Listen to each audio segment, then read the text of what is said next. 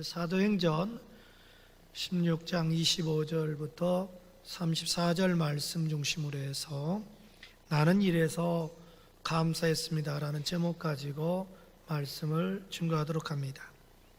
오늘은 절기상 추수감사절 절기입니다. 그런데 이 추수감사절의 유래를 보면 여러 가지가 있습니다. 먼저 구약 성경에 보면요, 하나님께 이스라엘 백성들에게 많은 절기를 지키라고 그랬는데 그 절기 중에 대표적인 세 가지 절기가 있는데 그것이 바로 유월절과 맥추절과 수장절입니다. 유월절이라는 것은 하나님께서 이스라엘 백성들을 애굽에서 해방시켜준 날을 기념하는 감사 그런 절기고요. 맥추절은 하나님께서 저들에게 보리 추수를 할 수 있도록, 수확을 거둘 수 있도록 축복해 주신 것이 감사해서 지키는 절기입니다.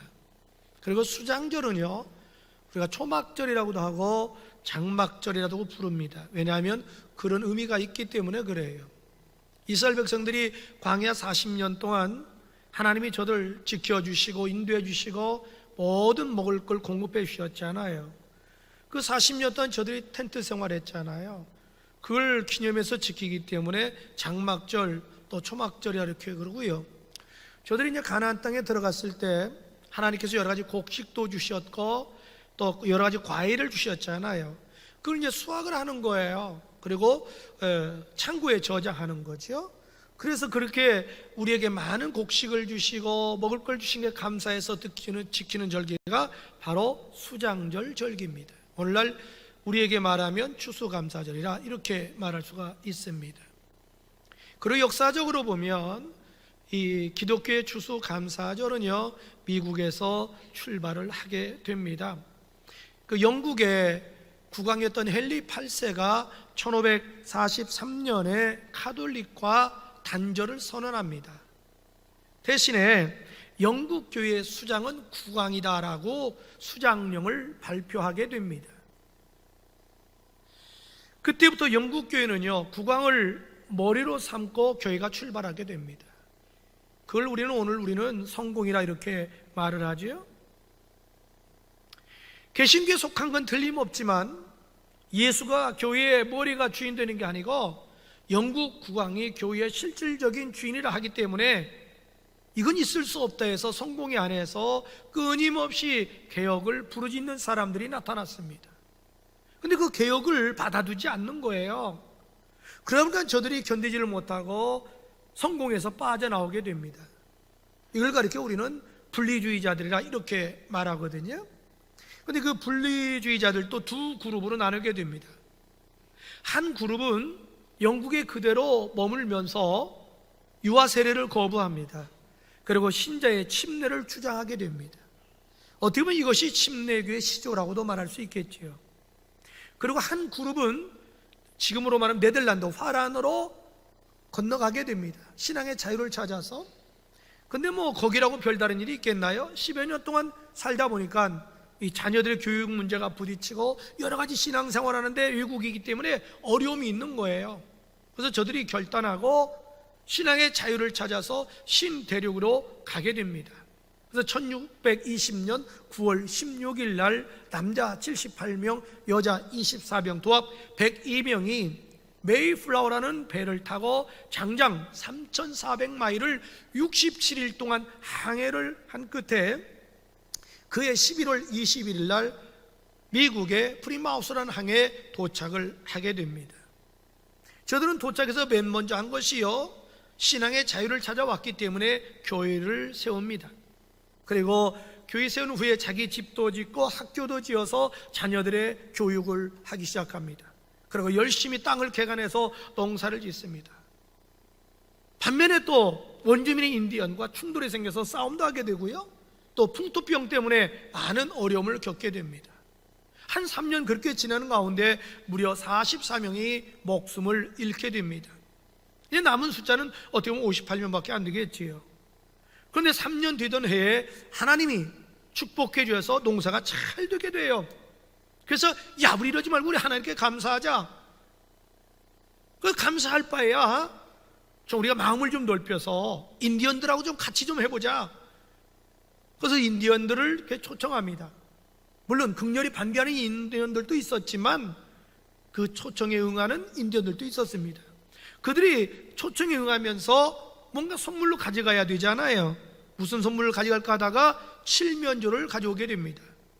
그것이 유래가 돼서 미국의 추수감사절 되면 칠면조 고기를 먹게 됩니다. 그러다가 미국의 초대 대통령인 조지 워싱턴 장군이 1789년 11월 26일을 추수감사절로 지키자고 법제화합니다.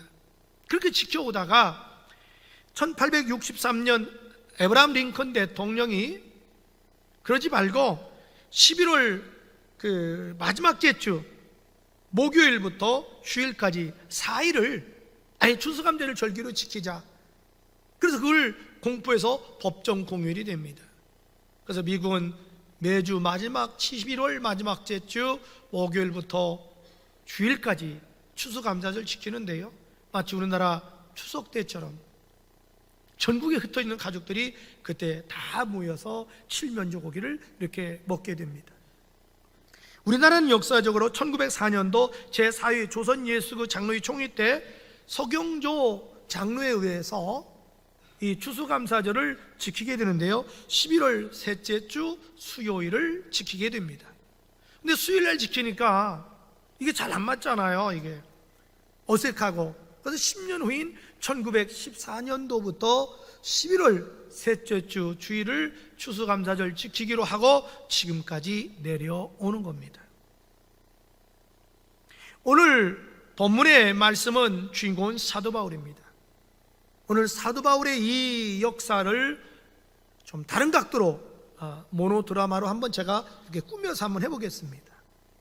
어느 날 제가 사도 바울 목사님에게 여쭤봤습니다. 바울 목사님, 제가 좀 질문이 있습니다. 아니, 주님의 말씀에 순종해서 남의 나라까지 가서 복음을 증거했으면 상주해야 되지 않겠습니까? 그런데 상주기는커녕 오히려 복음을 증거하다가 억울하게 매를 맞고 쇠사슬에 매여서 옥에 갇혔으니 이게 정당한 일입니까? 이래가지고 누가 예수 믿겠습니까? 누가 주의를 하겠습니까?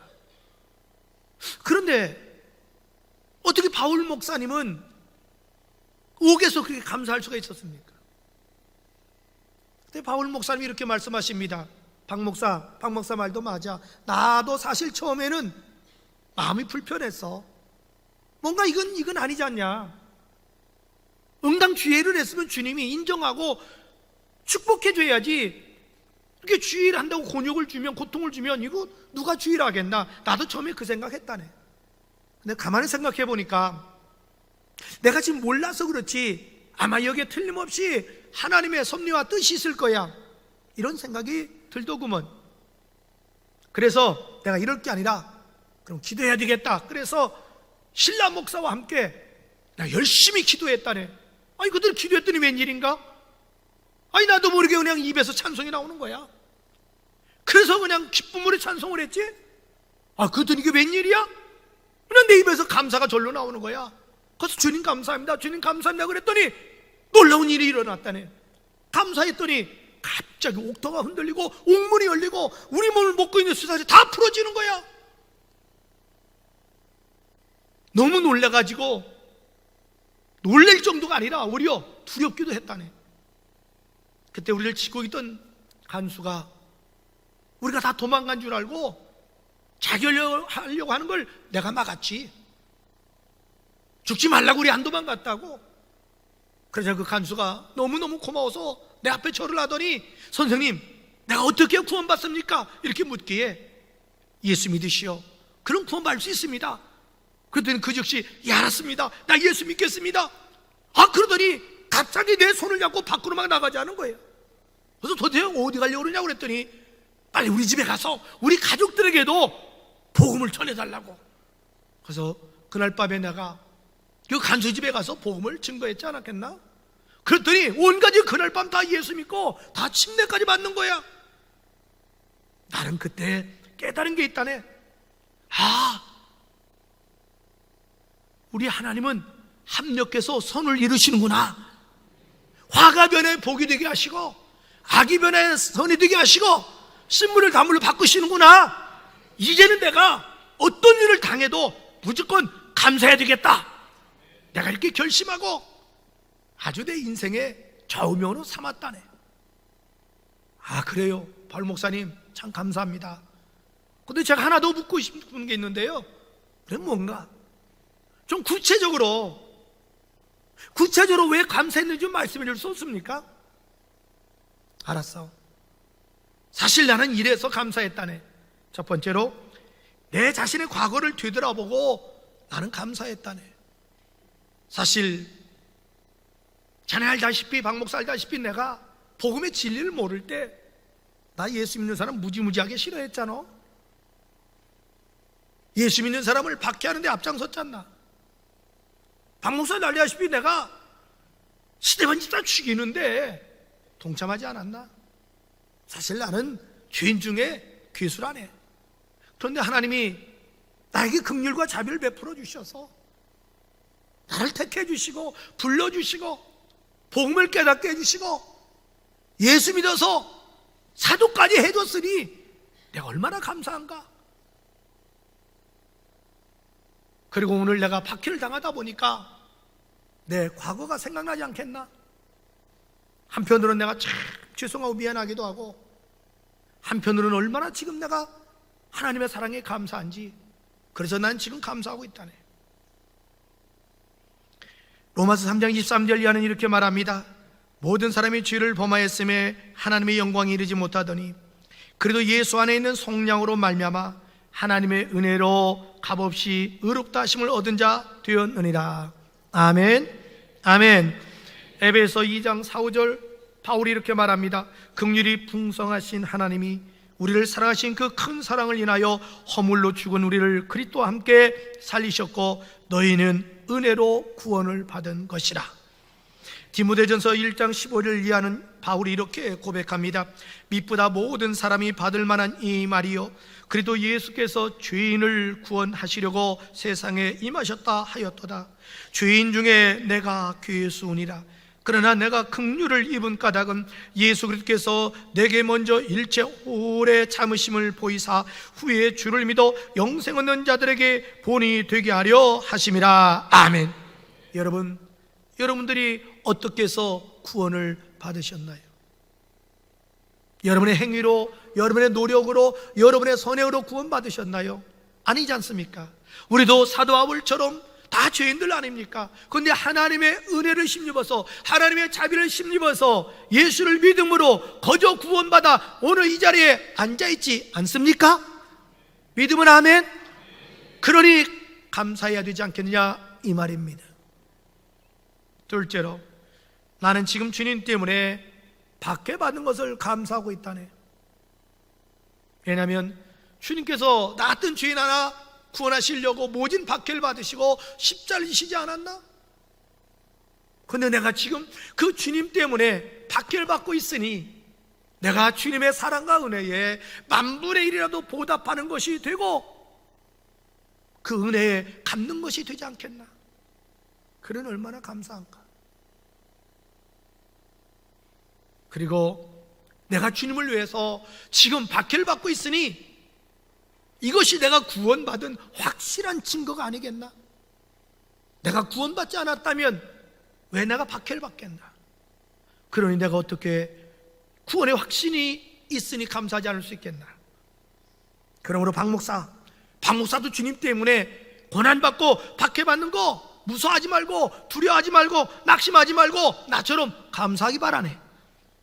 그리고 주님을 위해서 고난을 받으면 반드시 상이 있다는 걸 믿기 때문에 나는 지금 고난받는 걸 오히려 감사하고 있다네. 왜냐하면 주님께서 이렇게 말씀하지 않았나?